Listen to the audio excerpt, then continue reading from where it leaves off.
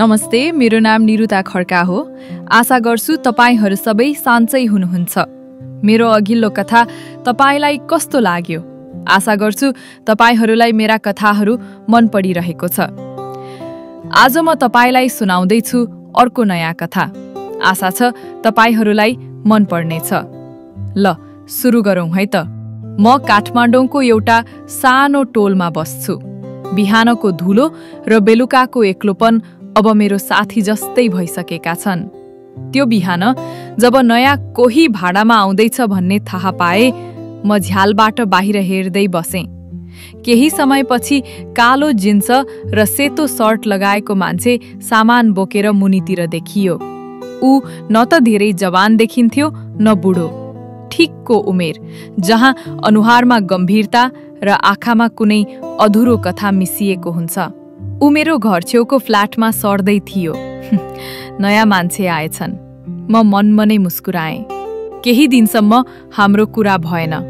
ऊ बिहान कफीको मग लिएर बाल्कनीमा उभिन्थ्यो र म झ्यालबाट टाढैबाट उसको हल्का मुस्कान हेर्थेँ। कहिलेकाहीँ आँखा ठोक्किन्थे अनि म डरले झ्याल बन्द गर्थेँ। एक साँझ बिजुली गयो।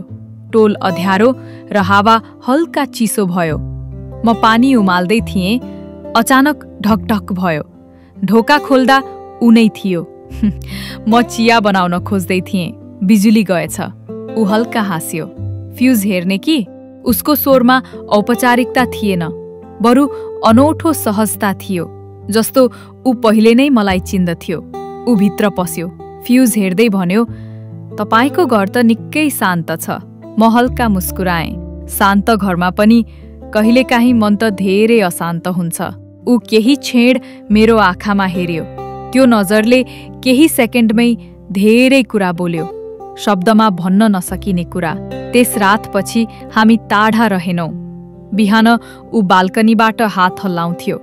बेलुकी म किताब पढे जस्तो गर्थेँ, तर आँखा पानामा होइन, उसको झ्यालमा अड्किन्थे।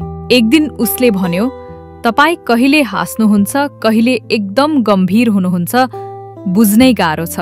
म पनि हल्का हाँस्दै उत्तर दिएँ, "कतिपय कुरा महसुस गर्नुपर्ने हुन्छ।" बिस्तारै हाम्रो बीचमा शब्दभन्दा बढी नजरहरूले कुरा गर्न थाले। हावाको चलन बदलिन्थ्यो जब ऊ मेरो नजिक आउँथ्यो। मनभित्र कुनै अनाम मिठास र डर मिसिँदै थियो। एक दिन एक्कासी उसले भन्यो, "म त यहाँ केही महिनाको लागि मात्र छु। काम सकेपछि गाउँ फर्किन्छु।" त्यो वाक्यले मेरो मनभित्र खालीपन ल्यायो। म केही बोलिन, बस उसको आँखामा हेरिरहेँ। त्यहाँ नजानेको माया थियो र सायद नबोलिएको बिदाई पनि। एक्कासी उसलाई अँगालो हाले अनि रुन थाले। ऊ पनि मलाई अँगालो हाल्दै मेरो कपाल सुमसुमायो। केही समयपछि किन हो हामीलाई एकअर्काप्रति अत्याधिक माया जाग्यो, मानौ कसैले हामीलाई छुट्याउन सक्दैन। टाढिने सोचले पनि उसलाई छोड्ने मन थिएन। तर सबै कुराको अन्त्य निश्चित छ। केही हप्तापछि ऊ गयो। बिहान झ्याल खोले, उसको झ्याल बन्द थियो। त्यो बन्द झ्यालले मलाई अजीब महसुस गरायो, जस्तो म आफै अधुरी भएकी छु। अब ऊ छैन, तर हावा चलेर पर्दा हल्लिँदा कहिलेकाहीँ लाग्छ ऊ अहिले पनि छेउकै घरमा कफी उमाल्दैछ। अनि म फेरि झ्याल खोलेर उसको नजर खोज्दैछु।